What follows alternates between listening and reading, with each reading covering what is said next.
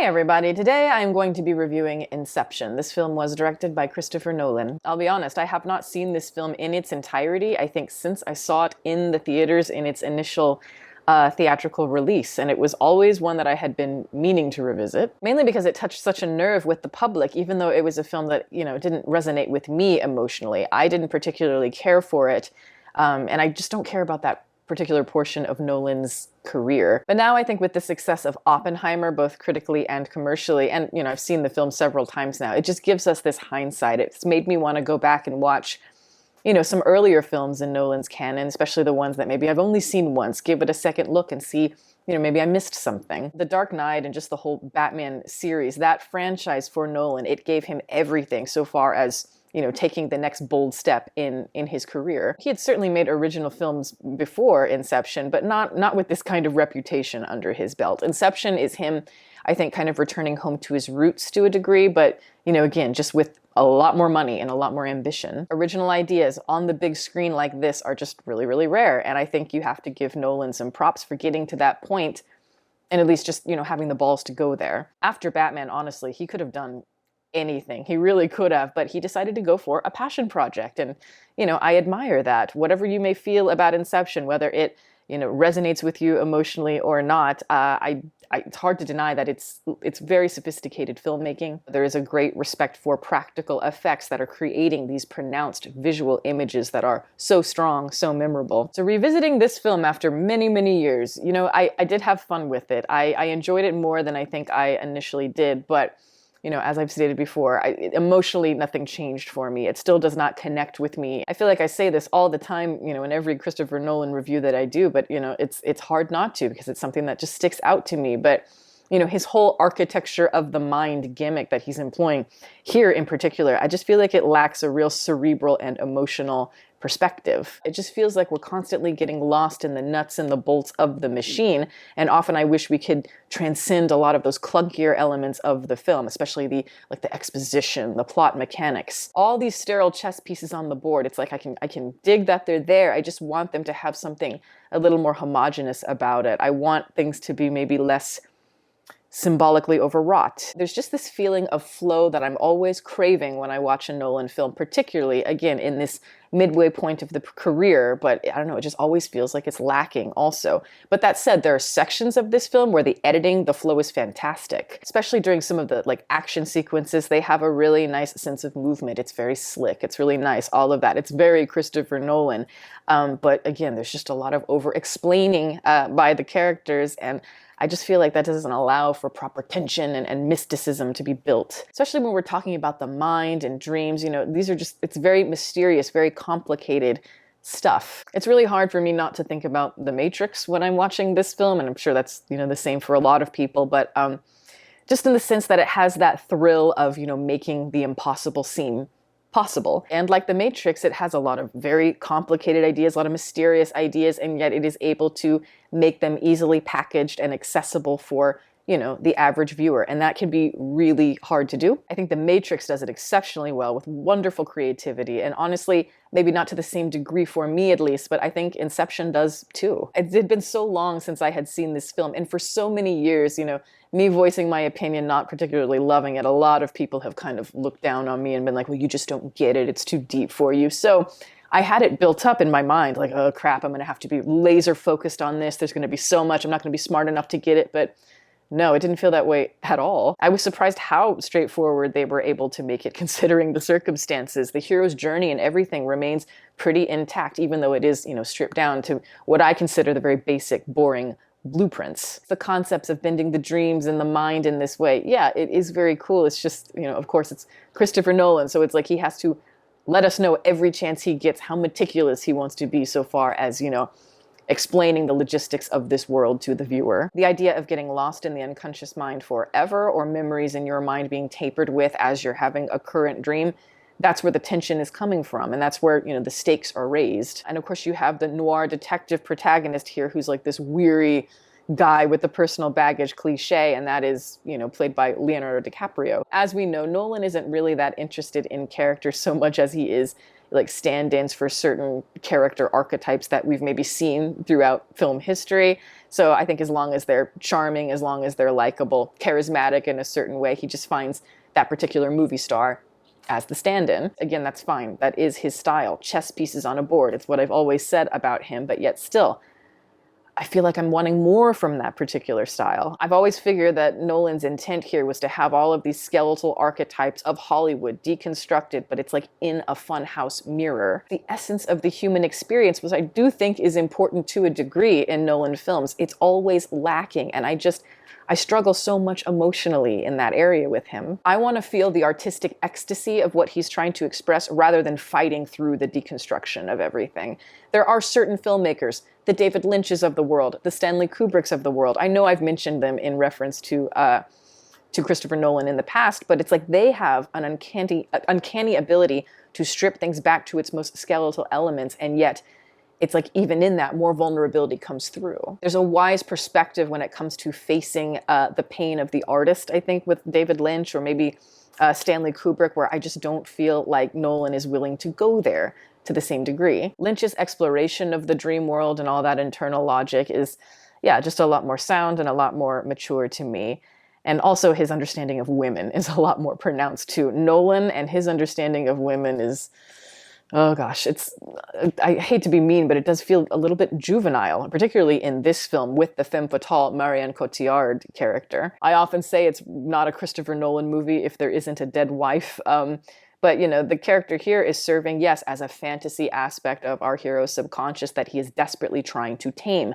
So there should be a feeling of danger here, of feeling really volatile. She's not tumultuous enough or independent enough, I think, to be a proper femme fatale character. Here, all she is kind of like a puppet. She's here just to serve the Leo DiCaprio character. And I don't know, that's just not particularly interesting as an antagonistic force. Very few of these characters have any sort of danger to them, and that would serve the tension proper. And especially as we're going deeper into the unconscious mind of our characters, it's like there's nothing there because there's nothing to them. Often the femme fatale character starts off where she's deceptive. It's like we think that she's serving our main character, and our main character may feel that as well, but no, she's veering off. She has a mind of her own, and you just don't get that feeling here. That has always been one of my biggest complaints about Christopher Nolan, is his ability to write his scripts. And it's like, in movies like this where he's really indulging in what he wants to do, it sounds to me like I'm listening to Wikipedia pages. But also a lot of the dialogue here has like this smug sense of humor that I don't think is particularly earned, and there's just a pretentiousness where it has an air about it where it thinks it's a lot deeper than it actually is. And that is why I think there are parts of Tenet, which is, the film he did before Oppenheimer, there are parts of that I actually found myself defending while watching Inception this last time, and I can't believe I'm saying that, but yeah, I mean, sure, Tenet is a mess compared to Inception. Inception is a lot more organized, it's very clean. But no, I actually think Tenet is Nolan's funniest film, or one of them, because I feel like he's starting to have like a cheekiness, a self-awareness about his style. He just got very self-referential in a way that I found to be refreshing. It's like he didn't even, give his main character a name or anything like that. He literally just called him the protagonist. And I guess maybe just in attitude, I wanted a little bit more of that in Inception, more of a shamelessness and maybe more of a reflective quality rather than just being so snarky. I bring it back to The Matrix again, which, that's a movie that has a very specific style of dialogue, and either you're going to like it or you are not going to like it, but there's something to it where it's like, it's got a campy charm to it that I really love. And yes, there is more of just like a fleshy sense of body horror in something like The Matrix compared to like the corporate chrome sheen of, Inception. There is something about the spectacle combined with that like Chinese puzzle box mentality that I want to blow me away. Like some weird cubist painting or something where the mechanics blend with the cinematic illusion perfectly. Where I'm not constantly questioning things, I'm not constantly fighting it. That is my dream with a Nolan film so far as, like an Inception idea or a Tenet idea. Often I think when a filmmaker finally gets all of the money and the accolades that they've always wanted, that can kind of be a detriment. It can kind of hinder their creative vision, their creative journey. I look at really early films from Christopher Nolan, like Memento as an example, and that one, the structure revolves around a similar gimmick, even though it's a lot more simplistic. To me, just my own personal taste, again, I find it much stronger. It resonates with me a lot more. Yes, it's still cinematic noir deconstruction, but it also has a feeling that is personal to it. It's like you can feel the emotions of the characters a lot more, and I miss that side of Nolan. It's almost as if the more success he gains, the more he feels he needs to keep himself an enigma, keep himself personally distant from the work. I don't know if he has fully confronted the ego and the soul in any artistic endeavor so far as what we have been able to see. And it's not like he has to do it or anything. I just think it would be really spectacular and special if he chose to do so. It's like he's always telling us within the dialogue of his movies to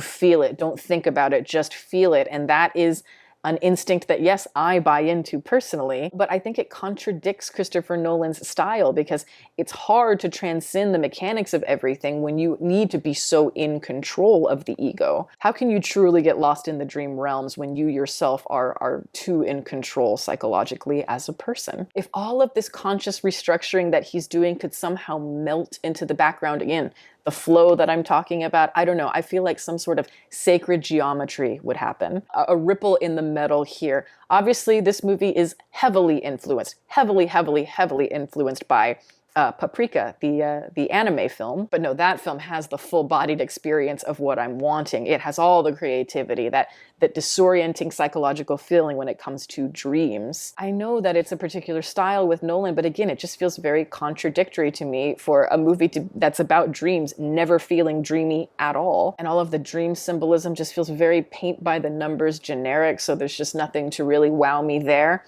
Anytime I am wowed in this film, it's always just the visual spectacle, like the scene with the Leo DiCaprio character and the Ellen Page character when they're in the outdoor cafe, and it's like she doesn't know that it's a dream, and suddenly it dawns on her, and just everything just goes pop, pop, pop, and the textures and just the special effects, that was fabulous. I know that's an iconic scene. It's just really dynamic and really memorable. I just wish there was a little bit, I wanted more of stuff like that, especially as we go further into the film, because like a real trippy sense of like a dream within a dream within a dream where you're going deeper and deeper and deeper. It should feel like you're falling into abyss, at least to me. I don't know. It's like I want it to feel like I'm losing my sense of reality where it is scary. But because I think we're only exploring dream structure on a very basic level, it's like, I don't feel like I'm transported or moved. There's just a smugness in this film, and I can understand where that's coming from. After something like, the Dark Knight trilogy, all of that, I would have probably a boost in my ego as well. I do admire the film a lot. I think there are, as I said, some stunning images and some moments in it. This is elevated filmmaking, and you rarely see films with this kind of budget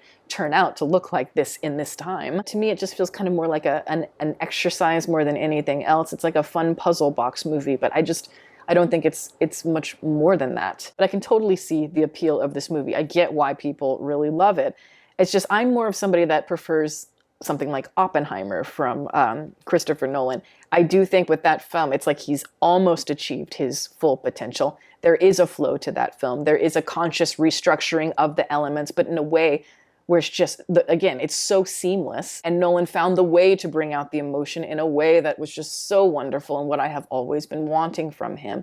And still, I think he's still a little bit too in control, even with that film. It's like I'm waiting for maybe Christopher Nolan to make his own Vertigo, as an example. I'm not saying he has to, but he's the kind of director I think it would be really great if he wanted to plunge into those depths and explore himself a little more. With auteur directors like this guy, where it's like every time a movie comes out and it's so highly anticipated, it's like, why not do that? What do you have to lose at this point? But yeah, Inception, it's fun. I prefer something, like The Matrix, but, I think if you're a Christopher Nolan fan, then yeah, you're gonna love this. But yeah, that's my review. Thank you guys so much for watching. I'm going to plug my website as always. It is deepfocuslens.com.